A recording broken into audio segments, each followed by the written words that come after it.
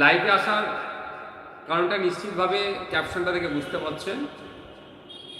ওয়াকফ সংশোধনী বিলের ওপরে পার্লামেন্টে ইতিমধ্যে আলোচনা চলেছিল, এখনও অলরেডি আলোচনা চলছে। আজকে আবার নতুন করে ওয়াকফ সংশোধনী বিলের ওপরে আলোচনা রেখেছে, 8 ঘন্টা মতো সম্ভবত আলোচনা হবে। তো বিভিন্ন জায়গা থেকে, বিভিন্নভাবে, বিভিন্ন সমাজ থেকে, বিভিন্ন এনজিওর মাধ্যমে, রাজনৈতিক দলের মাধ্যমে প্রোটেস্ট হয়েছে। জেপিসি বিভিন্ন রাজ্যে গিয়ে মতামত নিয়েছে, আমরা মতামত দিয়েছি, কিন্তু জেপিসি কতটা মতামত নেওয়ার সময় রেখেছিল সবটা আমরা জানি। একটা গ্রুপকে 2 মিনিট করে সময় দিয়েছিল, যেখানে প্রায় 40টা মতো সংশোধনী আছে, সেখানে 2 মিনিটে কীভাবে সম্ভব? একটা সংশোধনী নিয়ে চর্চা করতে গেলে 2 থেকে 5 মিনিট টাইম লেগে যাবে, সেখানে মাত্র একটা গ্রুপকে 2 মিনিট করে টাইম দিয়েছিল। মানে পরিকল্পিতভাবে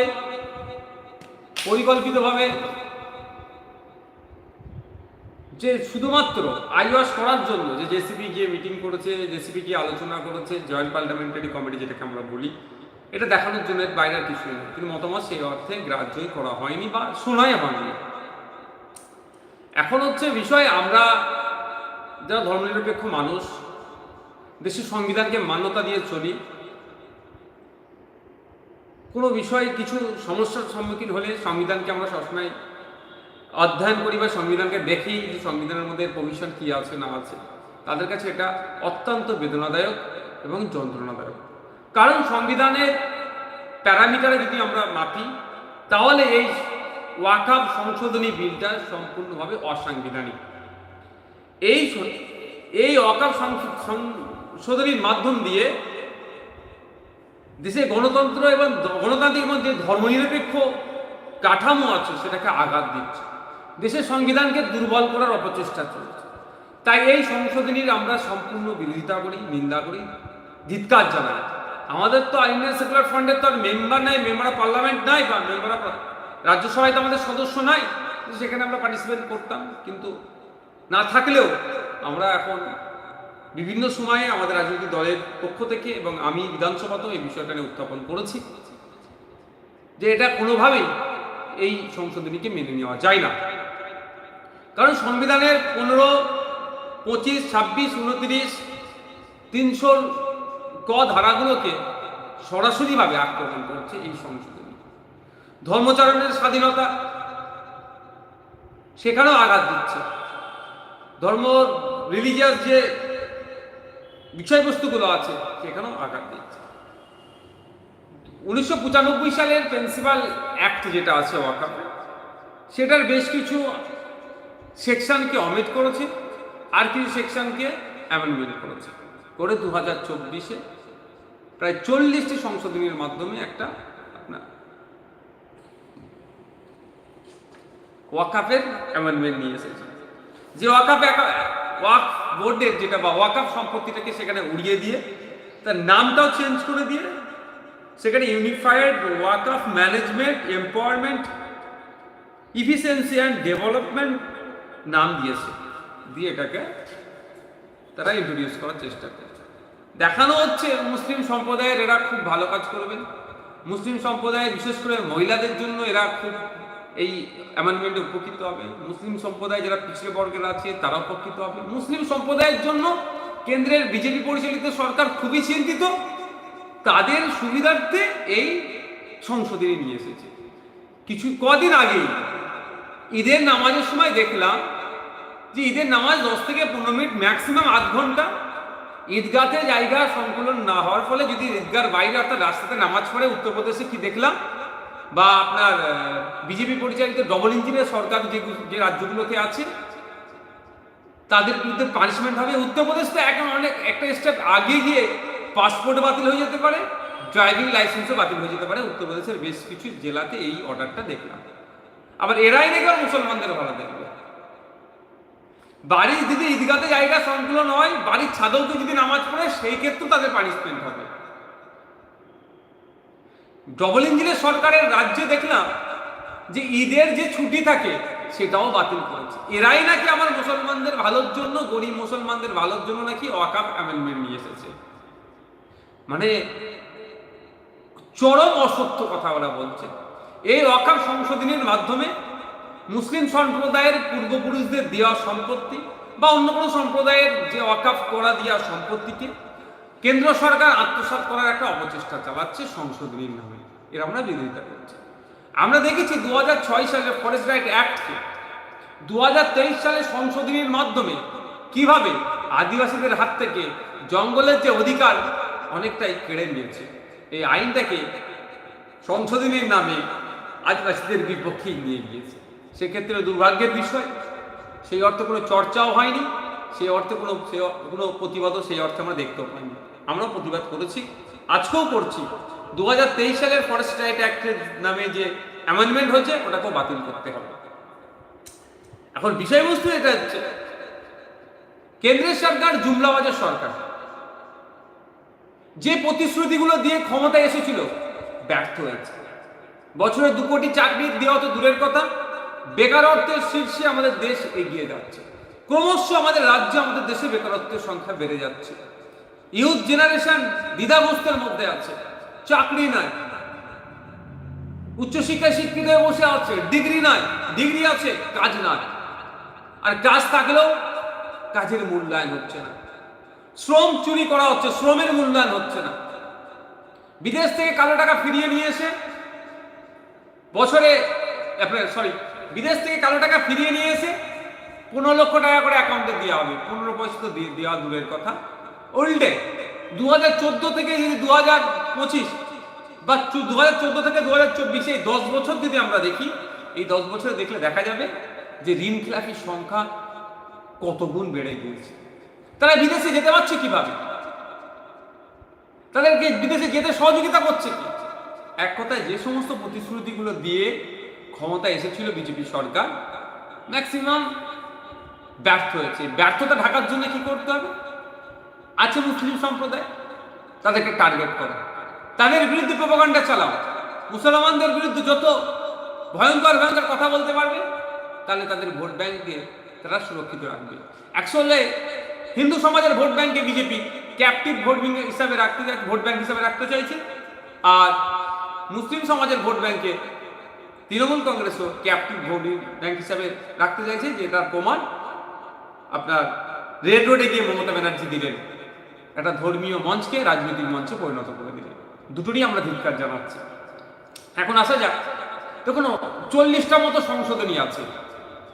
40টা সংশোধনী নিয়ে বলতে গেলে প্রায় 1 ঘন্টার অধিক সময় লেগে যাবে, আরো বেশি। এক একটা সংশোধনী 2 মিনিট করে বলা যায়।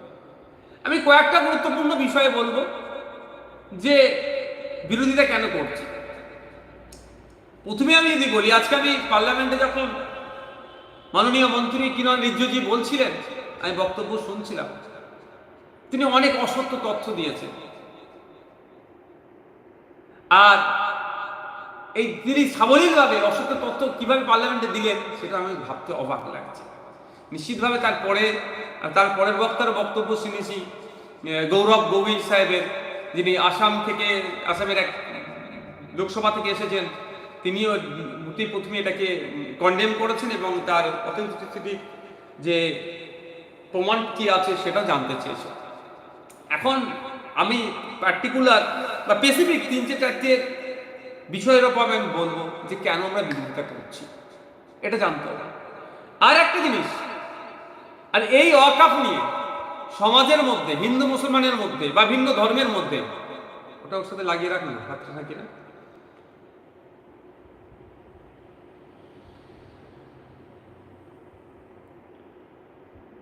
ভিন্ন ধর্মের মানুষের মধ্যে একটা বিভেদ তৈরি করার চেষ্টা করছে। আমি অনুরোধ করব, এই বিজেপি সরকারের ষড়যন্ত্রের শিকার আপনারা হবেন না। সত্য জানার চেষ্টা করবেন, তারপর একটা ডিসিশন নেবেন। মুসলিম সম্প্রদায়ের পূর্বপুরুষরা দীর্ঘকাল ধরে একটু একটু একটু করে সম্পত্তি দিয়ে জমা করতে করতে করতে আজকে এই জায়গায় এসে পৌঁছেছে। লক্ষ্য উদ্দেশ্য কি? ধর্মীয় কাজে, সামাজিক কাজে এই সম্পত্তিটাকে ব্যয় করা, খরচ করা একটা। আর একটা লক্ষ্য উদ্দেশ্য কি? ওয়াকফ 2 টাইপের হয়। ওয়াকফে আওলাদ, অর্থাৎ তার পরিবার পরিজনদের জন্য, তার আওলাদদের জন্য ওয়াকফ করে যাওয়া, আর একটা ওয়াকফে লিল্লাহ, অর্থাৎ ধর্মীয় কাজে আল্লাহর উদ্দেশ্যে সম্পত্তিটাকে উৎসর্গ করা। এই দু টাইপের ওয়াকফ করা হয়, ওয়াকফ সম্পত্তি হয়। তো এইটাকেই এতদিন ধরে আমি কোড আনকোড বলছি, বিভিন্ন রাজ্য সরকার ক্ষমতার অপব্যবহার করে ক্ষমতায় থাকাকে থেকে ওয়াকফ সম্পত্তিগুলোকে লুট করেছে, প্রাইম প্রপার্টিগুলোকে লুট করেছে। এখন কেন্দ্র সরকারের নজর পড়েছে, সবটাই তারা লুটে নেওয়ার অপচেষ্টা চালাচ্ছে। আমাদের রাজ্যে আমি পশ্চিমবাংলা বিধানসভায় বলেছিলাম, যখন এটা নিয়ে আলোচনা হয়েছিল, যে এই বিধানসভায় অনেক শাসক দলের বিধায়ক আছেন যারা ওয়াকফ ভ্যালুয়েবল ওয়াকফ প্রপার্টি লুট করে রেখে দিয়েছে, সেগুলো উদ্ধার হবে কি করে? পশ্চিমবাংলায় আরটিআই এর রিপোর্টের কথা বলছি, প্রায় ৭৫,০০০ বিঘে ওয়াকফ সম্পত্তি এখনো উদ্ধার করতে পারেনি। আর উদ্ধারকৃত সম্পত্তিগুলো করে কামিয়ে মেরে কেটে খাচ্ছে তৃণমূলের ছত্রছায়া থেকে, ভূতের নেতৃত্ব থেকে শুরু করে রাজ্য স্তরের নেতৃত্ব পর্যন্ত। এখন আসা যাক যে আমরা ওয়াকফ সম্পত্তির এই ওয়াকফ অ্যামেন্ডমেন্টের বিরোধিতা করছি কেন। অনেক, প্রায় 40-এর অধিক সংশোধনী আছে, আমি কয়েকটা বলছি। ভয়ঙ্কর কয়েকটার মধ্যে একটা হচ্ছে, নতুন যে সংশোধনী নিয়ে এসেছে সেখানে বলা হয়েছে কমপক্ষে 5 বছর প্র্যাকটিসিং ইসলামের মধ্যে থাকতে হবে, তাহলে সে ওয়াকফ করতে পারবে। এখন যে আমি প্র্যাকটিসিং ইসলামের মধ্যে আছি কি নন প্র্যাকটিসিং ইসলামে আছি, এটা ডিসাইড করবে কে? কে সার্টিফিকেটটা দেবে? ডিস্ট্রিক্ট কালেক্টর দেবেন। তাহলে ডিস্ট্রিক্ট কালেক্টর যে দেবেন, আমি 5 বছর নামাজ রোজা 5 ওয়াক্ত নামাজ পড়লাম, রোজা রাখলাম 1 মাস, দান খয়রাত করলাম, আমার যাকাত যতটুকু হয়েছে সঠিকভাবে দিলাম, ফিতরা যা ছিল সঠিকভাবে দিলাম, এক কথা ইসলামিক সমস্ত রীতিনীতি মেনে আমি চললাম। 5 বছর পরে আমি ডিস্ট্রিক্ট কালেক্টরকে গিয়ে যদি আমি বলি আমি ওয়াকফ করতে চাইছি, আমি নতুন করে আমার সম্পত্তিকে ওয়াকফ করতে চাইছি, তাহলে ডিস্ট্রিক্ট কালেক্টর যদি বলে কই তোমার কপালটা দেখি তো, কই কপালে তো তোমার নামাজের দাগ দেখতে পাচ্ছি না, তুমি ওয়াকফ করতে পারবে না, তাহলে আমি ওয়াকফ করতে পারবো না। তাহলে আমি আমার ধর্মচরণের সার্টিফিকেট আমাকে রাষ্ট্র দেবে? এটা তো সম্পূর্ণ চরমভাবে সংবিধান বহির্ভূত, সংবিধানকে আঘাত দেওয়ার কথা বলছে। তাহলে এইটা যদি আজকে তারা এস্টাবলিশ করতে পারে, আগামীকাল মসজিদের ইমাম কি হবে সেটাও ঠিক করে দেবে রাষ্ট্র। ঠিক এখন যেমন কোথায় নামাজ পড়বে সেটাও ঠিক করে দিচ্ছে রাষ্ট্র। আমি আমার বাড়ির ছাদে নামাজ পড়তে পারবো না উত্তরপ্রদেশে, যেটা আইন জারি করেছে বুলডোজারের সরকার। যদিও উত্তরপ্রদেশ সরকার সুপ্রিম চর খেয়েছে সুপ্রিম কোর্টের কাছ থেকে, যারা অবৈধভাবে বুলডোজার দিয়ে যাদের গাড়ি ঘর ভাঙচুর করেছে প্রত্যেককে 10 লক্ষ টাকা করে ক্ষতিপূরণ দিতে বলেছে আগামী 6 সপ্তাহের মধ্যে। এখন বিষয় যে প্র্যাকটিসিং ইসলামের মধ্যে 5 বছর থাকতে, তাহলে এই ধরনের অবান্তর দাবি, অবান্তর সংশোধনীর আমরা চরম বিরোধিতা করছি। এটাকে কোনোভাবেই মেনে নেওয়া যায় না, কারণ এটাকে আমি ইসলামের মধ্যে আছি কি না নাই, তাহলে এটা সার্টিফিকেট ডিস্ট্রিক্ট কালেক্টর আমাকে দেবে। আমি প্র্যাকটিসিং ইসলাম কি নন প্র্যাকটিসিং ইসলাম, এটা ইসলামের মধ্যে এই ভেদভাব কোনো জায়গায় নাই। এটা নিয়ে আসছে কারা? সরকার নিয়ে আসছে, রাষ্ট্র নিয়ে আসছে। এটা কোনোভাবেই মেনে নেওয়া যায় না, আমরা বিরোধিতা করছি। কালকে যদি বলে এই আইনটা বলবৎ করে দেওয়ার পরে যদি বলে যে আপনি মারা গেছেন, আপনি কবর দিতে গেলে ওকে প্র্যাকটিসিং ইসলামের মধ্যে থাকতে হবে, নাহলে কবর দিতে পারবেন না, তাহলে কোথায় যাবে? ডিস্ট্রিক্ট কালেক্টর বা যে কেউ আগে সরকার সার্টিফিকেট দেবে, ওটাকে কবর দিতে যাওয়া হবে না, ওকে পুড়িয়ে দিতে হবে না, ওকে খালে ফেলে দিতে হবে না, ওকে পানিতে ফেলে দিতে হবে, এটা করতে পারে, মেবি বলছি। তাহলে এইগুলোকে বন্ধ হওয়া দরকার। এই প্র্যাকটিসিং ইসলাম 5 বছর কমপক্ষে, এগুলো অযৌক্তিক কথা, এর আমরা চরম বিরোধিতা করছি। এবং রাজ্যের মানুষকে বলবো, দেশের মানুষকে বলবো, বিজেপির এই ধরনের বিভাজন করার জন্য যে সংশোধনী নিয়ে এসছে ওয়াকফের, আপনারা এর বিরোধিতা করবেন। এই সংশোধনীর মাধ্যমে ডিস্ট্রিক্ট কালেক্টরকে সর্বোচ্চ ক্ষমতা দিয়েছে বিভিন্ন ক্ষেত্রে। তার মধ্যে একটা ক্ষেত্র হচ্ছে যে আপনার একটা সম্পত্তি নিয়ে ডিসপিউট হচ্ছে, লড়াই হচ্ছে, ওয়াকফ বোর্ড বলছে তাদের, সরকারও বলছে তাদের। এই ক্ষেত্রে সমাধানের জন্য সর্বোচ্চ ক্ষমতা কাকে দেওয়া হয়েছে? ডিস্ট্রিক্ট কালেক্টরকে। এতদিন কার হাতে ছিল? ট্রাইব্যুনালের হাতে ছিল, ওয়াকফ ট্রাইব্যুনালের হাতে। ওয়াকাফ ট্রাইব্যুনালটা আছে জুডিশিয়াল মাইন্ডে চলে, আর ডিস্ট্রিক্ট কালেক্টরের হাতে দেওয়া মানে ওটা অ্যাডমিনিস্ট্রেটিভ মাইন্ড হয়ে যাচ্ছে। স্বাভাবিকভাবে ডিস্ট্রিক্ট কালেক্টর হচ্ছে সরকারের অ্যাডমিনিস্ট্রেটিভের একটা পার্ট। সে স্বাভাবিক, আমরা দেখেছি এই 2021 নির্বাচনের পরে কিভাবে আমাদের উপর অত্যাচার নেমে এসেছে। আমরা ডিস্ট্রিক্ট কালেক্টরকে যে লিস্ট ধরে বলেছি যে এই সামনে পুজো আসছে, আমাদের এই কর্মীগুলোকে এই সময় অন্তত ঘরে পৌঁছানোর ব্যবস্থা করুন, অপারক তারা পৌঁছাতে পারেনি। সামনে রমজান মাস আসছে, আমাদের এই কর্মীগুলো বাড়ি ছাড়া আছে, ঈদ আসছে, ঈদ করবে, একটু বাড়ি পৌঁছানোর ব্যবস্থা করুন। এতটুকু কাজ ডিস্ট্রিক্ট কালেক্টরের কাছ থেকে আমরা পাইনি। তারা কিভাবে প্রকৃত ওয়াকাফ সম্পত্তিটা ওয়াকাফ বোর্ডের হাতে থাকবে এটা বলতে পারে, এ নিয়ে অনেক প্রশ্ন থেকে যাচ্ছে। কারণ ওটা তো অ্যাডমিনিস্ট্রেটিভটা, আপনার ডিস্ট্রিক্ট অ্যাডমিনিস্ট্রেটিভের একটা পার্ট তো ডিস্ট্রিক্ট কালেক্টর। তাহলে সাবজুডিস মাইন্ডকে ডাইভার্ট করে আপনার মাইন্ডটা অ্যাডমিনিস্ট্রেটিভ মাইন্ড করা হচ্ছে, এর আমরা বিরোধিতা করছি। বলতে পারে অনেকে এটা মিথ্যাচার করছে যে ওয়াকাফ ট্রাইব্যুনাল নাকি সর্বোচ্চ পাওয়ার, এ অর্ডার দিলে নাকি অন্য কোনো জায়গায় আর অর্ডার কোনো অর্ডার হবে না, কোনো কোর্টে যেতে পারবে না। এটা সম্পূর্ণ অসত্য কথা বলছে, ওয়াকাফ ট্রাইব্যুনালকে নিয়ে মিথ্যাচার করছে। সর্বপ্রথম বলি, ট্রাইব্যুনালটা ভ্যালিড ইয়া ইনভ্যালিড। চৌধুরী চরণ সিং এর নেতৃত্বে যে রেকমেন্ডেশন গুলো হয়েছিল, অনেকগুলি রেকমেন্ডেশন হয়েছিল, তার মধ্যে একটা রেকমেন্ডেশন হচ্ছে ট্রাইব্যুনাল তৈরি করা। 323A, 323B টোটাল ট্রাইব্যুনাল ওর মধ্যে ইনক্লুড আছে। সেখানে সেই আইন অনুযায়ী ওয়াকাফ ট্রাইব্যুনাল তৈরি হয়েছে। এতে আমার কাছে অনেক প্রমাণপত্র আছে যে ওয়াকাফ ট্রাইব্যুনালের অর্ডারটা পছন্দ হয়নি, তারপরে সে কোথায় যাবে? সংবিধানে সম্ভবত 226 or 227 আর্টিকেল, অনুচ্ছেদ 226 বা 227 অনুযায়ী ট্রাইব্যুনালের অর্ডারকে যদি আমার পছন্দ না হয়, তাই বোর্ড যেতে পারে বা ব্যক্তি কেউ বা সরকার পক্ষ, তারা হাইকোর্টে গিয়ে মুভ করতে পারে। হাইকোর্টের অর্ডারটাও যদি আমার মনোপুত না হয়, সুপ্রিম কোর্ট আমি যেতে পারি। তো ট্রাইব্যুনালে এটা প্রভিশন। অন্যান্য ট্রাইব্যুনালের ক্ষেত্রে ক্যাট স্যাট যেগুলো আছে, স্যাটের ক্ষেত্রে সরকারি কর্মচারীরা যদি মনে করে যে আমার সাথে ইনজাস্টিস হচ্ছে, আমার সাথে অবিচার হচ্ছে, আমার বিচারের দরকার, তাকে তারা কোথায় যায়? স্যাটে যায়। ঠিক একইভাবে কেন্দ্র সরকারের অধীনস্থ যে সমস্ত কর্মচারী আছে, তারা যদি মনে করে কেন্দ্র সরকার তাদের সাথে অন্যায় করছে, অনাচার করছে, তারা তাদের প্রাপ্য পাচ্ছে না বা তাদের অধিকার পাচ্ছে না, সেই জন্য ক্যাট আছে।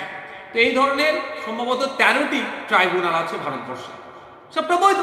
ওয়াকাফ ট্রাইব্যুনালও 13টির মধ্যে। সব থেকে বড় জিনিস, ট্রাইব্যুনালগুলোর নিজস্ব কিছু আইন আছে, কিন্তু ওয়াকাফ ট্রাইব্যুনালটা চলে সম্পূর্ণ সিভিল প্রসিডিওরে। অর্থাৎ আমরা আমাদের জমি জায়গা যে এই আনুষঙ্গিক বিষয়টা যে কোড অনুযায়ী আমরা চলি, সেটা ওয়াকাফ ট্রাইব্যুনালের নিজস্ব কোনো আইন তৈরি করে না করে এইটাকে টোটালি অ্যাডাপ্ট করেছে আরো সহজ যাতে হওয়ার জন্য। ওয়াকাফ ট্রাইব্যুনালটা কেন?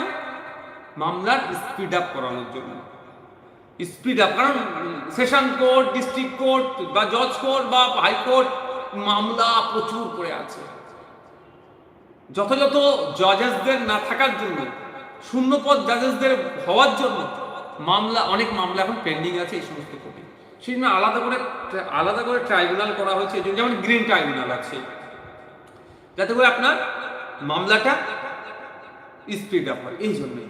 কিন্তু এক্ষেত্রে দেখছি যে সংশোধনীর মাধ্যমে ওয়াকফ ট্রাইব্যুনালের যে ক্ষমতা সেটাকেও কেড়ে নেওয়ার অপচেষ্টা চলছে। এটা সংবিধান বহির্ভূত কাজ। সংবিধান যেখানে বলে দিয়েছে যে 226 or 227 যে যদি ট্রাইব্যুনালের দ্বারা নিজেকে মনে করে যে আমার পক্ষে আসেনি বা আমার আমার পছন্দ মতো রায় হয়নি, সে অন্য উচ্চস্তর কোর্টে যেতে পারে। সেক্ষেত্রে এটা করার কারণ এটা বোঝাই যাচ্ছে যে ক্ষমতাটাকে কুক্ষিগত করে নেওয়া, ক্ষমতাটাকে রাষ্ট্রের হাতে নিয়ে নেওয়া। যেটা সাবজুডিস মাইন্ডে চলতো, সেটাকে অ্যাডমিনিস্ট্রেটিভ মাইন্ডে চালিয়ে ক্ষমতাকে দখল করার চেষ্টা হচ্ছে। আমি অ্যাডমিনিস্ট্রেটিভ মাইন্ডে গেলে কেন ক্ষমতা দখল হবে বলছি।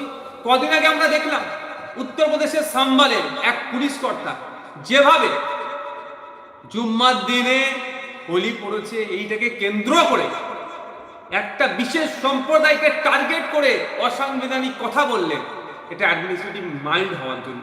কিন্তু আশা করছি সাবজুডিস মাইন্ডে এই ধরনের অবাঞ্ছিত মন্তব্য করে না, যদিও কেউ করে ফেলে তার বিরুদ্ধে সুপ্রিম কোর্ট ডাইরেকশন দেয়। আমি এটা আমরা তার বিরোধিতা করছি, আমরা বিরোধিতা করছি যে ওয়াক বাই ইউজার যেটা সেই ওয়াক বাই ইউজারকে এরা তুলে দিতে চাইছে। এবার ওয়াক বাই ইউজারে যেটাকে মৌখিক ওয়াক করে দীর্ঘদিন ধরে পূর্বপুরুষেরা মৌখিক ওয়াক করে গেছে, সেটাকে এরা বাতিল করে এই সম্পত্তিটাকে লুট করে নেওয়ার চেষ্টা করছে। কারণ ওয়াক বাই ইউজার আজকের ডেটেও কিন্তু বৈধ, কেউ বলতে পারবে না যে ওয়াক বাই ইউজার আজকে অবৈধ। হ্যাঁ, এটা যদি কেন্দ্র সরকার বলে যে আজকের ডেটের পর থেকে আর নতুন করে মৌখিক ওয়াককে আমরা নেব না, তার জন্য আইন তৈরি হোক, সেই আইন তৈরি করতে গেলে কিন্তু আরো কিছু আইনকে সংশোধন করতে হবে। যেমন আইন ইন্ডিয়ান এভিডেন্স অ্যাক্ট 1872, এখানেও কিন্তু চেঞ্জেস আনতে হবে, চেঞ্জ করতে হবে। ইন্ডিয়ান কন্ট্রাক্ট অ্যাক্ট 1872 সালে, ট্রান্সফার অফ প্রপার্টি অ্যাক্ট 1842 সালে, 1882 যে অ্যাক্টগুলো আছে, এই অ্যাক্ট দ্বারা ওয়াক বাই ইউজার বৈধ। শুধু তাই নয়, রিসেন্ট সুপ্রিম কোর্টে বেশ কটা মামলা হয়েছে, সেই মামলাতেও ওয়াক বাই ইউজারকে বৈধ বলে ঘোষণা করেছে।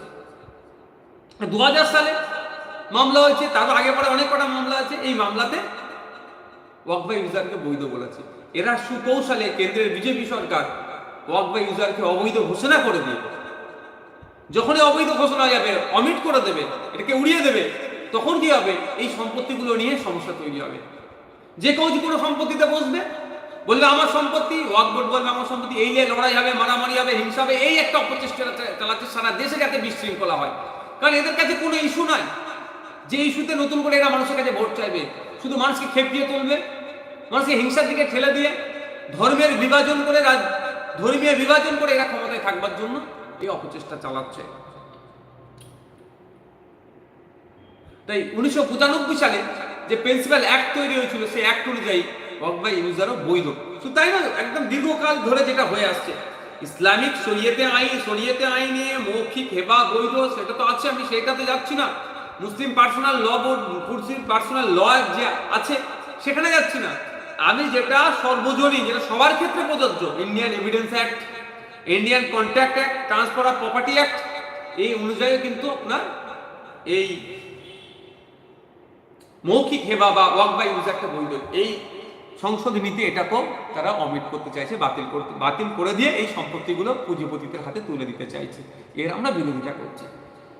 আমাদেরকে জানতে হবে এর বিরোধিতার কারণগুলো বেশ কয়েকটা আছে। অনেকক্ষণ বললাম, আর কয়েক মিনিট বলে আমি এটাকে ছোট করব।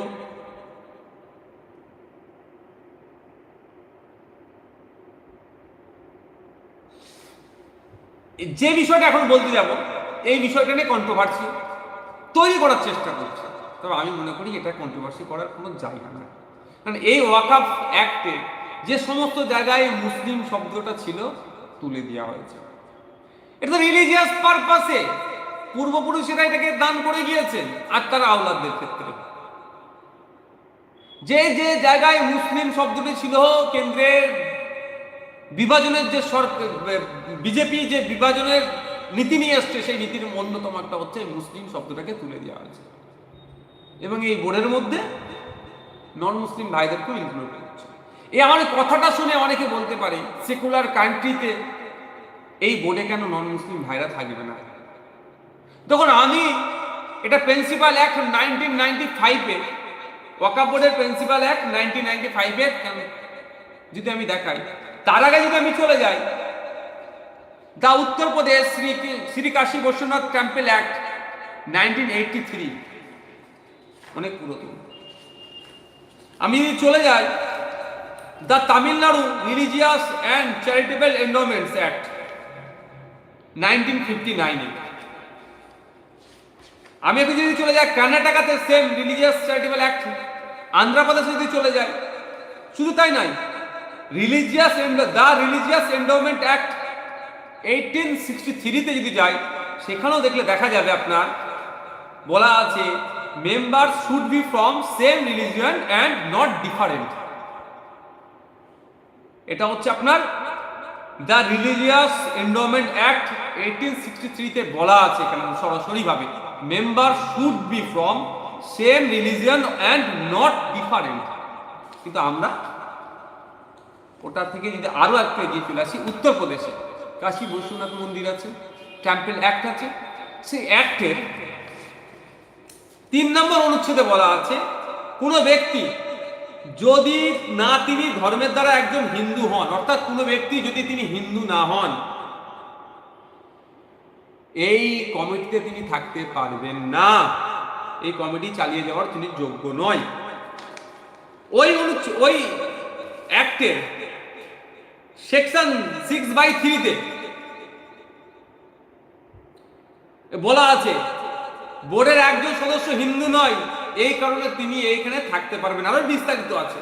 শুধু তাই নয়, তামিলনাড়ুতে যে আপনার হিন্দু রিলিজিয়াস এন্ডোমেন্ট অ্যাক্ট আছে বা অন্যান্য ক্ষেত্র সেকশন 10 বলা আছে যে এর দায়িত্ব যারা নেবেন, মানে এই মন্দিরের বা হিন্দু ধর্মের এগুলোর যা দায়িত্ব নেবেন, সেখানে অবশ্যই তাকে হিন্দু হতে হবে, অহিন্দু এখানে কাজ করতে পারবে না।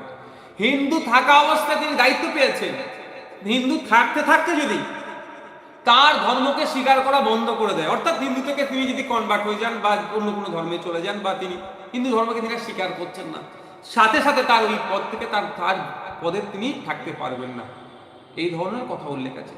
কোথা আপনি পুরীতে যাবেন, উড়িষ্যায় যাবেন, আসাম যাবেন, কর্ণাটকে যাবেন, আন্ধ্রপ্রদেশে যাবেন, বিভিন্ন রাজ্যে যাবেন, সেখানে তার যে রিলিজিয়াস এন্ডোমেন্ট আছে সেখানে এই ধরনের বলা আছে। ওয়াকাফের ক্ষেত্রেও একইভাবে, ওয়াকাফ সম্পত্তি মুসলিমদের সম্পত্তি, মুসলিমদেরই যে ক্রাইটেরিয়া আছে সেটা মেনে হবে। ঠিক যেভাবে আপনার হিন্দু এন্ডোমেন্টস অ্যাক্ট যেটা আছে, এন্ডোমেন্টস অ্যাক্ট যেটা আছে, বা উত্তরপ্রদেশ শ্রী কাশী বৈশ্বনাথ টেম্পল অ্যাক্ট যেটা আছে, ঠিক যেভাবে চলছে ওয়াকাফটাও সেইভাবে চলছে, আলাদা আলাদা। আর শুধু তাই না, আমি আপনাদের একটা যদি যেটা আছে the Parsi Public Trust Registration Act 1936, তাদের জন্য আলাদা করে এখানে পুরো নিয়ম কানুন তৈরি করা আছে। আচ্ছা, আপনার আর একটা যেটা Sikh endowments or the Sikh gurdwaras and religious endowment act 1973। অনেকে বলে মুসলমানদের জন্য ওয়াকাফ বোর্ড আছে, অন্যদের জন্য কিছু নাই। এটা সম্পূর্ণ মিথ্যাচার, অসত্য কথা। বিভিন্ন ধর্মের মানুষদের জন্য তাদের আলাদা আলাদা করে তাদের ধর্মীয় প্রতিষ্ঠানের সাথে সম্পত্তি রক্ষণাবেক্ষণের জন্য আলাদা আলাদা অ্যাক্ট করা আছে। পার্সিদের জন্য আপনার আলাদা অ্যাক্ট করা আছে। তারা তাদের যেটা 1936 অ্যাক্ট অনুযায়ী তারা তাদের সম্পত্তি দেখভাল করবেন, তাদের সম্পত্তিতে তারা এনজয় করবেন, এই ধরনের বলা আছে। আমি একটা মুম্বাইয়ের একটা বিল্ডিং এর ছবি দেখাচ্ছি। এটা একটা পার্সিদের একটা বিল্ডিং আছে, যেটা একটা ট্রাস্ট দ্বারা পরিচালিত হয়। এখানে শুধুমাত্র পার্সিদের জন্য এই বিল্ডিংটি, তার উপরে বড় করে হেডলাইনে লেখা আছে। এটা মুম্বাইয়ের একটি বিল্ডিং। আমরা গিয়েছিলাম একটা কাজের জন্য, রাস্তায় দেখা পড়েছিল, ছবিটা তুলে রেখেছিলাম। আচ্ছা, দেখাচ্ছি। তো এখানে আমি কি বলতে পারি, অ্যাক্ট অনুযায়ী, এন্ডোমেন্ট অনুযায়ী, দ্য রিলিজিয়াস এন্ডোমেন্ট অ্যাক্ট অনুযায়ী এই বিল্ডিংটা শুধুমাত্র বা পার্সিদের জন্য এটা। তো একইভাবে ওয়াকাফ বোর্ড, ওয়াকাফ সম্পত্তি নিশ্চিতভাবে আপনার কর্ণাটকার মন্দির, কাশী বৈশ্বনাথ মন্দির, হিন্দু সম্প্রদায়ের সম্পত্তি এবার রক্ষণাবেক্ষণের দায়িত্ব কমিটিতে কি আসবে, অ্যাক্ট অনুযায়ী অ্যাক্ট অনুযায়ী আপনার অ্যাক্ট অনুযায়ী তারা হিন্দু সমাজের মানুষ করবে। এই একটা ভুল ধারণা ঢুকিয়ে দেওয়া হচ্ছে যে এটা মুসলমানরা কেন পরিচালনা করবে। এটা শুধু মুসলমানদের ক্ষেত্রে নয়, অন্য অন্য ধর্মের ক্ষেত্রে তাদের ধর্মীয় প্রতিষ্ঠানগুলো রক্ষণাবেক্ষণ করা থেকে শুরু করে, দেখভাল থেকে শুরু করে আনুষঙ্গিক যে বিষয়টা আছে তাদের ধর্মের মানুষ দ্বারাই করতে হবে, তাদের ধর্মের মানুষরাই দায়িত্ব পাবে। হয়তো তাদের ধর্মে ছিল কিন্তু মাঝপথে ধর্মকে সে আর স্বীকার করছে না, তাহলে সাথে সাথে সেই পথ থেকে তারা বাতিলও হয়ে যাবে। এই আইন আছে ভারতবর্ষে, এটা গুলিয়ে ফেললে চলবে না। শুধুমাত্র পার্লামেন্ট এটাকে তুলে মানুষের মধ্যে বিভেদ তৈরি করার চেষ্টা হচ্ছে। বিজেপির কাছে কোনো ইস্যু নেই, এই সম্পত্তিকে লুট করতে হবে, একদিকে লুট করে পুঁজিপতিদের হাতে তুলে দেবে। ঠিক যেভাবে ফার্মার্সদের বিরুদ্ধে বিল পাস করিয়ে চেষ্টা করেছিল যে এই আবার এগ্রিকালচার সেক্টরটা পুঁজিপতিদের হাতে তুলে দেবে, ঠিক একইভাবে এই ওয়াকাফের যে ভ্যালুয়েবল প্রপার্টিগুলো আছে, প্রাইম প্রপার্টিগুলো আছে, সেগুলোকে মানে কি দখল করে পুঁজিপতিদের হাতে তুলে দিয়ে অপচেষ্টা চলছে। এটাকে আমরা কোনোভাবেই মেনে নেব না। আজকে যদি বিজেপি, আমি যতটুকু জানি, এই বিলটা পাস করাতে গেলে 2/3 মেজরিটি দরকার। বিজেপির কিন্তু 2/3 মেজরিটি নেই। অলরেডি চন্দ্রবাবু নাইডুজি অন্ধ্রপ্রদেশের চিফ মিনিস্টার বলেছেন নাকি ওয়াকাফকে কোনো মতেই বিহাত হতে দেব না। তিনি একটা প্রোগ্রামে গিয়ে বললেন, ইফতার মাহফিলের প্রোগ্রাম, জানি না কতটা তিনি কথার সাথে কাজের মিল রাখবেন। তারপরেও 2/3 মেজরিটি নাই।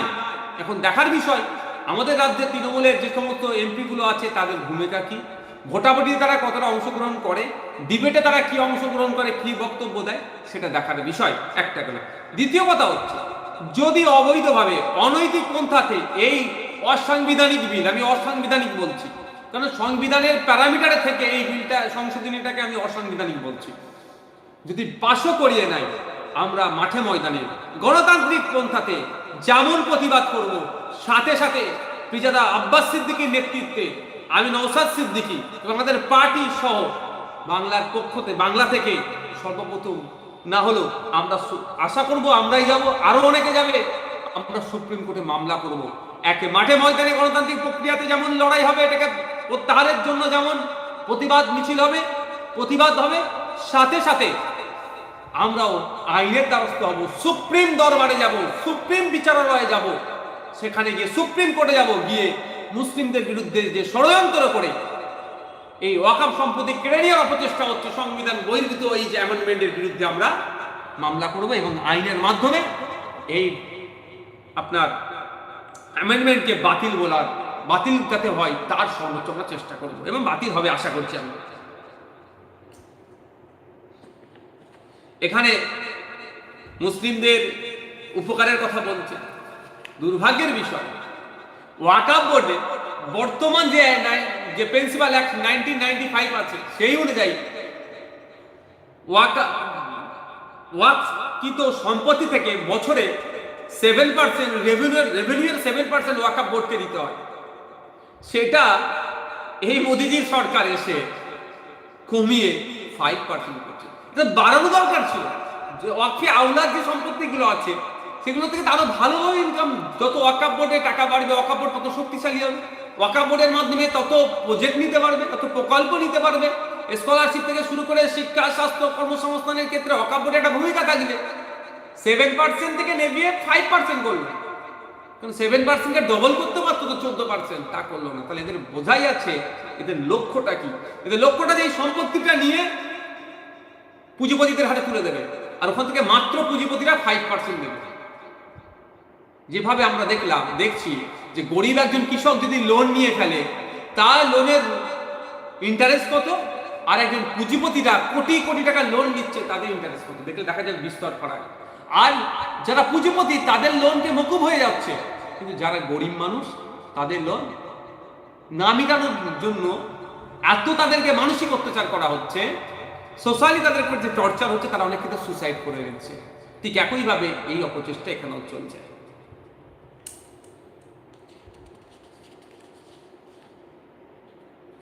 এই বিলের একটা জায়গাটা আছে যেটা ইতিপূর্বেই আমি বিধানসভা উত্থাপন করেছিলাম যে ডিজিটাল করণ।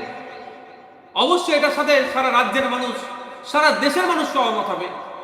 একটা অ্যামেন্ডমেন্ট আছে, একটা সংশোধনী আছে ডিজিটাল করণে, কিন্তু ওয়ামসি পোর্টাল যে 6 মাস টাইম দিয়েছে, ওয়ামসি পোর্টালের মাধ্যমে 6 মাসের মধ্যে সমস্ত সম্পত্তিকে ডিজিটাল করণ করা, এটা সম্ভব? যেটা হাজার বছর ধরে ওয়াক করে আসছে তারা সম্পত্তি 6 মাসে হবে? 6 বছর কম করে টাইম লাগবে, সেখানে কিন্তু টাইম একটা দিয়েছে। তাই 6 মাস বাড়ে গেলে সব সম্পত্তি তাহলে কি কোথায় যাবে? এই সম্পত্তিগুলো কে নেবে? এর কিন্তু কোনো ক্লারিফিকেশন না। এই ধরনের অনেকগুলো জিনিস আছে যেগুলোর দ্বারাই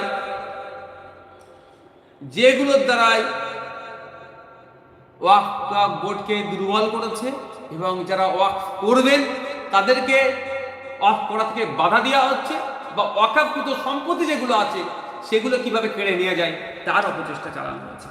তাই আমি জনসাধারণের কাছে উদ্দেশ্য করে বলবো যে এই বিজেপির দ্বিচারিতার, এই বিজেপির প্ররোচনায় কেউ পা দেবেন না।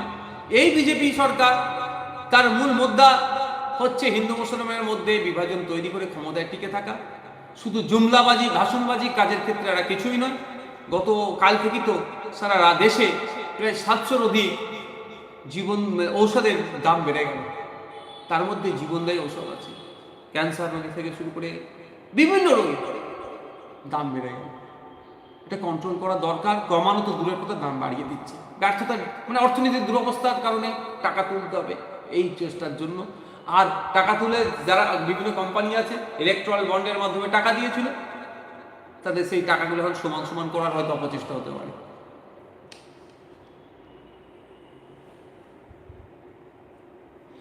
একটা সময় কতক্ষণ হয়েছে? 37 মিনিট। আর অনেকক্ষণ বকে ফেললাম। তো এখানে একটা গুরুত্বপূর্ণ, এই সংশোধনীদের সেকশন 5 সাবসেকশন B1 বলা আছে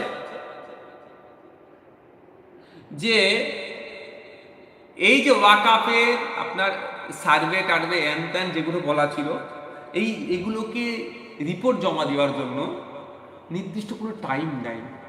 কিন্তু 2023-এর ওয়াকফ অ্যামেন্ডমেন্ট বিলে কিন্তু 2013-তে একটা লিমিটেশন করে দিয়েছিল। এখানে কোনো লিমিটেশন নাই। মানে যদি ডিস্ট্রিক্ট কালেক্টর মনে করে 10 বছর ফেলে রাখবে একটা সম্পত্তিকে, ফেলে রাখবে, কেন লিমিটেশন না? কিন্তু সেটা আগে ছিল 1 বছর লিমিটেশন। এই ধরনের অনেক কিছু অবান্তর জিনিসপত্র মানে সংশোধনী নিয়ে এসেছে, যে সংশোধনীর দ্বারা ওয়াকফকে দুর্বল করা হচ্ছে।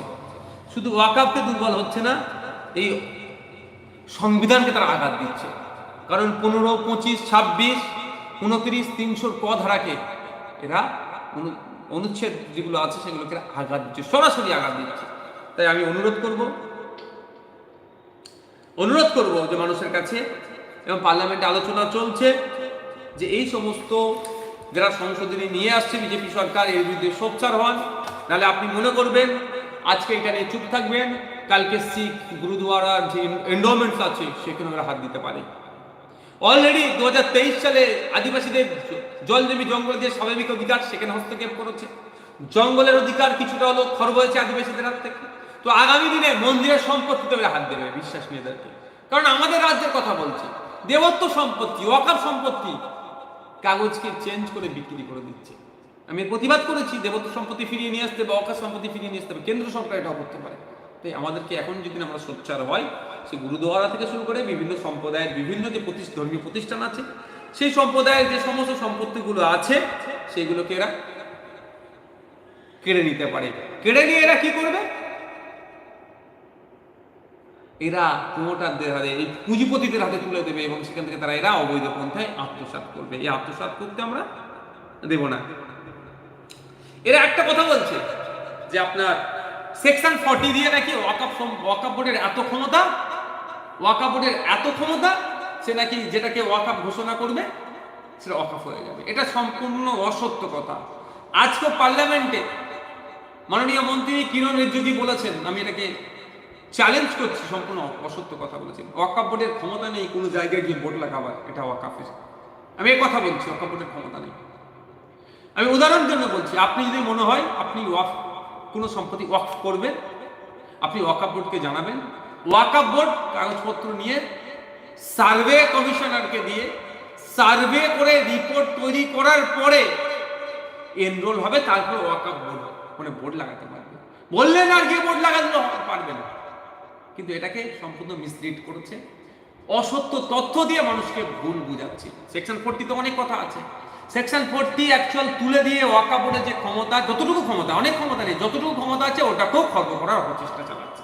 তাই আমাদেরকে ঐক্যবদ্ধ হতে হবে। ঐক্যবদ্ধ হয়ে এই বিজেপি সরকারের বিভাজন করার জন্য যে বিল নিয়ে আসছে, সংশোধনী বিল নিয়ে আসছে, তার বিরুদ্ধে আমাদের করতে হবে। আর আমাদের রাজ্য সরকারের ভূমিকা নিয়ে আমি প্রশ্ন আর বললাম না, কয়েকটা শুধু তথ্য দিচ্ছি। আর তৃণমূল কংগ্রেসের নেতারা হই করছে যে বিজেপি বিল নিয়ে আসা বিলের বিরোধিতা করবে, অবশ্যই বিরোধিতা করতে হবে, কিন্তু আপনারা আমাদের রাজ্যে যে সম্পত্তিগুলো লুটছেন সেটা কবে উদ্ধার করবে, সেটা কবে উদ্ধার হবে তার কথাও আপনাদের বলতে হবে। কারণ তৃণমূলের আমলে এই রাজ্যে যেভাবে বিগত যে কটা সরকার এসেছে তাদের আমলে কম বেশি ওয়াকফ সম্পত্তি লুট হয়েছে, কিন্তু এই রাজ্য সরকারের আমলে সব থেকে বেশি ওয়াকফ সম্পত্তি লুট হয়েছে। তাহলে উদ্ধার হবে কবে? আমি কয়েকটা তথ্য দিয়ে বলছি। 51/1 সতীশ মুখার্জি রোড, টিপু সুলতানের পরিবারের 12 বিঘা কবরস্থান লুট হয়ে যাচ্ছে, যে কবরস্থানের উপরে এটা ওয়াকফ সম্পত্তি আপনার বিল্ডিং বানাচ্ছে, এটা উদ্ধার হবে কবে? টালিগঞ্জ এরিয়াতে 300 বিঘা ওয়াকফ প্রপার্টি আছে, সেগুলো বেহাত হয়ে পড়ে আছে, উদ্ধার হবে কবে? কলকাতায় ওয়াকফ সম্পত্তির উপরে মদের দোকান হয়ে গিয়েছিল, চিৎকার চাচিমিচি করার পরে, ডেটাটা আমার কাছে আছে, খুঁজলে পাওয়া যাবে, যেটা চিৎকার চাচিমিচি করার পরে তারা লজ্জায় মুখ ঢাকার জায়গা পায়নি, অবশেষে সেটা সেই মদের দোকান থেকে আপনার ছেড়ে গিয়েছে, কিন্তু মদের দোকান হয়ে বসেছিল কলকাতায়, খাস কলকাতায়। তো এই ধরনের অনেক অনেক ঘটনা আছে যেগুলো ওয়াকফ সম্পত্তিগুলোকে নিয়ে আপনার, আমার কাছে এই মুহূর্তে ডেটাটা আমি দেখাতে পারছি না, দুঃখিত, আমি পরবর্তীতে কোনো সময় দেখিয়ে দেবো যে ওয়াকফ সম্পত্তির উপরে কিভাবে মদের দোকান হয়ে বসে আছে। সরি, হ্যাঁ, এটা কোথায়? কলকাতায় বিজয় মালিয়া যে মদের কোম্পানি, সেই কোম্পানিতে ওয়াকফ বিল্ডিং এ, যেখানে 1 স্কয়ার ফিটের ভাড়া কমার্শিয়াল এরিয়াতে খুব বেশি, যেখানে ওই পরে টোটাল একটা বিল্ডিং এর মাত্র মাস গেলে 25,000 টাকা ভাড়া দিয়ে, যেখানে একটা রুমের 25,000 টাকা ভাড়া। এই ধরনের অনেক ঘটনা ঘটছে কলকাতাতে। তো 2013-14 সম্ভবত আশপাশে আমার রাজ্যের মুখ্যমন্ত্রী বলেছিলেন ওয়াকফ ভবন করবেন এবং বেগম রোকেয়া রিসার্চ সেন্টার করবেন। সেটা এখন কোন জায়গায় আছে? একটা ইট পর্যন্ত গাঁথা হয়েছে? জানতে চাইছি, দেখলে দেখা যাবে একটা ইট পর্যন্ত গাঁথা হয়নি, কিন্তু আপনার অনেক।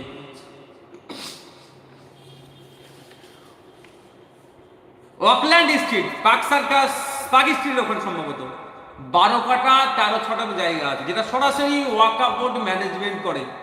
সেখানে ডেভেলপার দিয়ে কনস্ট্রাকশন হচ্ছে, কি নীতি কি নিয়মের মধ্যে হচ্ছে, যেখানে 1 কাটা জায়গা কয়েক কোটি টাকা দাম, সেটা আমাদের রাজ্য হচ্ছে। এই ধরনের অনৈতিক কাজ প্রচুর হয়ে যাচ্ছে। আর কলকাতায় 2-1টা রিয়েল এস্টেট কোম্পানিকে দিয়ে এই ধরনের অবৈধ কাজগুলো করাচ্ছে, সেগুলো আমাদের কাছেও আমরা দেখছি। কামাকি স্ট্রিটের, যেখানে কামাকি স্ট্রিট খুব চর্চিত জায়গা, এই কামাকি স্ট্রিটেও ওয়াকফ সম্পত্তি লুট হয়েছে। শেক্সপিয়ার সরণিতেও ওয়াকফ সম্পত্তি লুট হয়েছে। প্রচুর জায়গাতে ওয়াকফ সম্পত্তি লুট হয়ে যাচ্ছে আমাদের ওয়েস্ট বেঙ্গলে। পশ্চিমবাংলায় মুসলমান, কলকাতাতে গ্রাম্য এলাকা থেকে মুসলিম ছেলে মেয়েরা আসলে হোস্টেল পায় না, তাদের হোস্টেল তারা ঠিকঠাক পায় না, মেস ভাড়া পায় না, তাদের ধর্মীয় পরিচয়ের কারণে। আর দিকে কলকাতায় ভ্যালুয়েবল প্রপার্টিগুলো বিহাত হয়ে যাচ্ছে, ওখানে তো ওয়াকফ বোর্ডের হোস্টেল করতে পারে, ছেলে মেয়েগুলোকে উচ্চশিক্ষায় শিক্ষিত হওয়ার জন্য সে একটা জায়গা দিতে পারে, সেগুলো হচ্ছে না কেন? আর কেন্দ্রের অ্যামেন্ডমেন্টের বিরুদ্ধে শুধু চিৎকার করলে হবে? তৃণমূল কংগ্রেসের কাছে আশা করব কেন্দ্রে নিয়ে আসা এই সংশোধনীর বিরুদ্ধে যতটা সোচ্চার হবে, সাথে সাথে আমাদের রাজ্যে যে সমস্ত ওয়াককৃত সম্পত্তি বিয়াত হচ্ছে সেগুলো উদ্ধার করে সেগুলোকে ওয়াকফ বোর্ডের মাধ্যমে সুষ্ঠুভাবে পরিচালনা করবে। সারা পশ্চিমবাংলায় ৭৫,০০০ বিঘা ওয়াকফ সম্পত্তি এখনো উদ্ধার করতে পারেনি। এখন দেখার বিষয় রাজ্য সরকার এগুলোকে কবে উদ্ধার করে। আজকে আমি বক্তব্য শুনছিলাম আমাদের দেশের মন্ত্রী, মাইনরিটি অ্যাফেয়ার্স মিনিস্টার রেসপেক্টেড কিরণ রিজিজু, সত্যি অবাক হয়ে যাচ্ছিলাম। তিনি যে কথাগুলো বললেন, তিনি কত সেখানে গরিব মুসলমানদের কথা বললেন, শুনতে খুব ভালো লাগছিল। গরিব মহিলাদের কথা বললেন। গুজরাটে যে মাকে ধর্ষণ করলো যারা ধর্ষক, তাদেরকে জামিন পাওয়ার পরে তাদের গলায় মালা কুণ্ডলে লোক পড়িয়েছিল। কিরণ রিজিজুর কাছে আমি জানতে চাইছি, উত্তরপ্রদেশে সাম্বালে মসজিদের নিচে নাকি মন্দির আছে, শিব মন্দির আছে, যেখানে ওয়ার্শিপ অ্যাক্ট অলরেডি বলা হয়ে গেছে যে এর পর থেকে 15 আগস্ট 1947 সালের পর থেকে আর নতুন করে কোনো দমে বিভাজন করা যাবে না। সেখানে সার্ভে নামে গুলি করে নিরীহ গরিব মুসলমানদের 4 থেকে 5টা মুসলমানকে খুন করা হলো রাষ্ট্রের দ্বারা। এখানে কোথায় বক্তব্য ছিল কিরণ রিজিজুর? কোনো তো শব্দ খরচ করেনি। শুধুমাত্র মুসলমানদেরকে বোকা বানিয়ে হিন্দু মুসলমানের মধ্যে বিভাজন তৈরি করে এই সম্পত্তি লুট করার অপচেষ্টাকে আমরা কোনোভাবেই মেনে নেব না। দেখুন,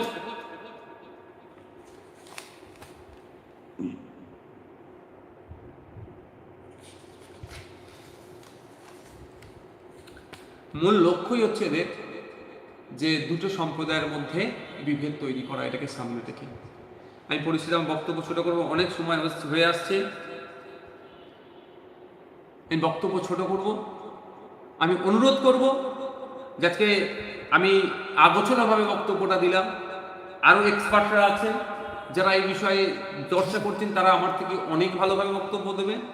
শুধু আমি এটুকুই বলতে চাই, ভিন্ন সম্প্রদায়ের মানুষের কাছে, ভিন্ন সমাজের মানুষের কাছে আমার বার্তা এটা দিতে চাই যে একটা ভুল বার্তা ছড়ানো হয়েছে। ইন্ডিয়ান রেল, ইন্ডিয়ান আর্মির পরেই নাকি আমাদের মুসলিম সম্প্রদায়ের মানুষজনের যে সম্পত্তি আছে, আমাদের ইন্ডিয়ান রেল, আমাদের ইন্ডিয়ান আর্মির পরেই তাদের স্থান। এটা সম্পূর্ণ অসত্য কথা।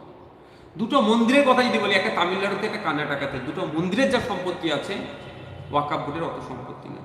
তবে একটা কথা বলবো, ইন্ডিয়ান রেল, ইন্ডিয়ান আর্মি, ওয়াকফ বোর্ডের, মন্দিরের, মসজিদের, আপনার আমার যাই সম্পত্তি থাকুক না কেন, সবটাই কিন্তু দেশের সম্পত্তি। এটা আপনাকে আমাকে সকলকেই স্বীকার করতে হবে। কিন্তু যখন একটা কোনো নির্দিষ্ট জায়গা, একটা নির্দিষ্ট কোনো জন্য নির্ধারণ করা হয়, তারও একটা গ্রহণযোগ্যতা আছে, তার একটা ভ্যালিডিটি আছে। কারণ আমি একজন ন্যাশনাল লেভেল ভলিবল প্লেয়ার, আমাদের ভলিবল ফেডারেশন হচ্ছে কলকাতাতে ময়দানে, ওখানেও ওটা আর্মিদের জায়গা। আবার আমরা পশ্চিমবাংলার ভলিবল ফেডারেশন ওই জায়গাটাকে ব্যবহার করছে, কিন্তু ওই ব্যবহার করতে গেলে আর্মিদের জায়গা, ওটা ভারতবর্ষের জায়গা, কিন্তু আর্মিদের এখতিয়ার আছে বলে আমরা ওই জায়গাতে যদি কোনো একটা শেড নতুন করে নির্মাণ করতে হয়, আমাদের ময়দান ট্রেন্ডের কথা বলছি, এটা প্রত্যেকটা খেলার মাঠের নই আছে যারা আর্মিদের জায়গার মধ্যে আছে, তাহলে ভারত সরকারকে চিঠি করতে হয় না, চিঠি করতে হয় আর্মিদেরকে, তাদের পারমিশন নিতে হয় যে আর্মিদের কাছে যে এটা কি আমরা এই শেডটা করতে পারি। কংক্রিটে তো শেড নির্মাণ করা যায় না, অস্থায়ী শেড নির্মাণ করতে গেলেও জিজ্ঞাসা করতে হয় এটা করতে পারি, আর্মিরা পারমিশন দিলে তাহলে করতে পারি। সেটা তো ভারতবর্ষের জায়গা। কেন রেলের জায়গায় আমরা কি অস্থায়ী শেড নির্মাণ করতে পারি? তো ভারতবর্ষের জায়গা তো। রেলের জায়গায় যদি রাজ্য সরকার, ওটাও রেল ভারতবর্ষে, রাজ্য সরকার ভারতবর্ষে, রেলের জায়গায় যদি রাজ্য সরকার কিছু একটা করতে চায়, রেলের কাছ থেকে পারমিশন লাগে। শুধু পারমিশন নয়, ওভারব্রিজ করতে গেলেও রেলের সাথে আলোচনা করে করতে হয়, কারণ রেলের লাইনের উপর দিয়ে ওভারব্রিজ হচ্ছে, তাহলে নিজস্বতা আছে। তো আজকে পার্লামেন্টে মন্ত্রী স্যার যে কথা বললেন যে গুলিয়ে দেওয়ার চেষ্টা করলেন, গুলিয়ে দিলে হবে না, আপনারা অনেক গুলিয়েছেন, এবার জনগণ আপনাদেরকে প্রশ্ন করবে। আপনাদের আমলে বেকারত্বের সংখ্যা বেড়ে যাচ্ছে, ক্ষুধার সূচকে 129টি দেশের মধ্যে আমাদের দেশ 105-এ আছে কেন, এই প্রশ্ন আপনাদের করবে। অপুষ্টিতে ভোগার শিশুদের সংখ্যা ভারতবর্ষ সারা পৃথিবীর নিরেখে টপ 5-এর মধ্যে থাকবে কেন, এই প্রশ্ন আপনাদের করবে, জবাব আপনারা দিতে পারবেন না। সেই জন্যই হিন্দু মুসলমানকে বাইনারি করছেন। তাই মানুষকে বলবো, রুজি রুটি নিয়ে প্রশ্ন আসুক, শ্রমজীবী মানুষদের শ্রমের মূল্যায়ন হচ্ছে না তা নিয়ে প্রশ্ন উঠুক, আর যাদের অধিকার খর্ব হচ্ছে তাদের পাশে থাকুন, জাত ধর্ম বর্ণ নির্বিশেষে আমি অনুরোধ করবো আমি আহ্বান করব ওয়াকাফ সংশোধনীর বিরুদ্ধে আওয়াজ তুলুন। কারণ আজকে যদি ওরা ওয়াকাফ সংশোধনী বিল আনতে পারে, কালকে কিন্তু আপনার সম্পত্তিতে ওরা হাত দেবে। আপনি যে ধর্মেরই হোক না কেন, এরা পুঁজিপতিদের লক্ষ্য হচ্ছে আপনার সম্পত্তিটাকে হাতিয়ে নেওয়া। সেটা মন্দির হতে পারে, মসজিদ হতে পারে। এই সম্পত্তিকে আমরা আমাদের পূর্বপুরুষরা যারা মন্দিরের নামে, মসজিদের নামে, গুরুদুয়ারার নামে দিয়ে গিয়েছে, যে কাজের জন্য দিয়ে গিয়েছে সে কাজের বাইরে আমরা হতে দেব না। আপনারা যারা আমার বক্তব্য শুনলেন, আমার বক্তব্যের মধ্যে যদি কোনো সংযোজন থেকে থাকে আপনারা আমাকে জানাতে পারেন। আমি কথা দিলাম আমি সংশোধিত করে নেওয়ার বক্তব্যকে আগামী দিনে আরো বলার চেষ্টা করব। কিছু যদি বিয়োজন থাকে সেটাও আমাকে জানাবেন। আমি আমার বক্তব্য সমাজকে বিভ্রান্ত করার জন্য দিলাম না, সমাজের মানুষের কাছে সঠিক মেসেজ পাঠানোর জন্য দিলাম। তো আমার বক্তব্য যদি কারো কোনো প্রশ্ন থেকে থাকে তাও আমাকে করতে পারেন। আশা করব পরবর্তীতে কোনো সময় এই উত্তর আপনাদের দেব।